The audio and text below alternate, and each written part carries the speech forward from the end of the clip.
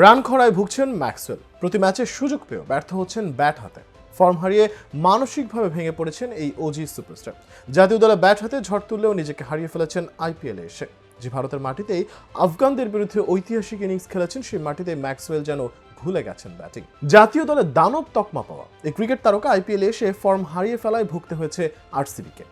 এরই মাঝে ম্যাক্সওয়েল জানিয়ে দিয়েছেন তার পক্ষ থেকে বাকি ম্যাচগুলো খেলা সম্ভব না। চলুন তাহলে জেনে নেওয়া যাক, শুধু কি অফ ফর্ম নাকি অন্য কোনো কারণ রয়েছে ম্যাক্সওয়েলের হঠাৎ আইপিএল ছেড়ে চলে যাওয়ার পেছনে। 6 ম্যাচে 32 রান। রানের এই পরিসংখ্যান শুনে কোনো বোলারের ইনিংস মনে হলেও আইপিএলের 17তম আসরে এই ইনিংস খেলেছেন বিশ্বের অন্যতম বিধ্বংসী ব্যাটার গ্লেন ম্যাক্সওয়েল। চলতি আসরে ম্যাক্সির পারফরম্যান্স রয়্যাল চ্যালেঞ্জার্স ব্যাঙ্গালুরুর সমর্থকদের হতাশ করেছে। একটি ম্যাচেও তার ব্যাট থেকে বিধ্বংসী ইনিংস দেখা যায়নি। এরপরই ম্যাক্সওয়েলের পারফরম্যান্স নিয়ে একাধিক প্রশ্ন উঠতে শুরু করে।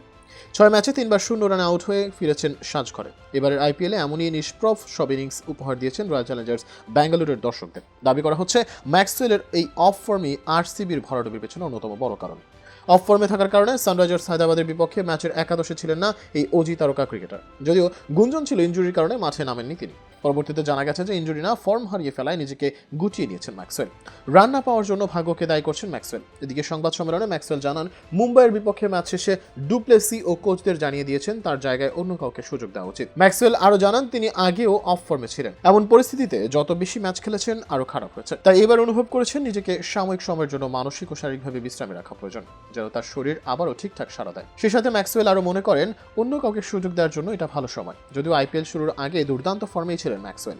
গত বছরের নভেম্বরের শুরু থেকে 17টি টি20তে 42.46 গড়ে 185.85 স্ট্রাইক রেটে 2 সেঞ্চুরি সহ করেছিলেন 552 রান। কিন্তু চেন্নাই সুপার কিংসের বিপক্ষে প্রথম বলে 0 রানে আউট হয়ে তিনি এবারের আইপিএল শুরু করেন। সেই অফ ফর্ম থেকে আর বেরোতে পারেননি। এদিকে আরসিবি ভক্তদের দাবি, জাতীয় দলে দানব রূপে মাঠে নামলেও আইপিএল এসে মোটা অঙ্কের টাকা নিয়েও ব্যর্থ হচ্ছেন রান তুলতে। প্রশ্ন তোলা হয়েছে ম্যাক্সওয়েলের দায়িত্ব নিয়েও।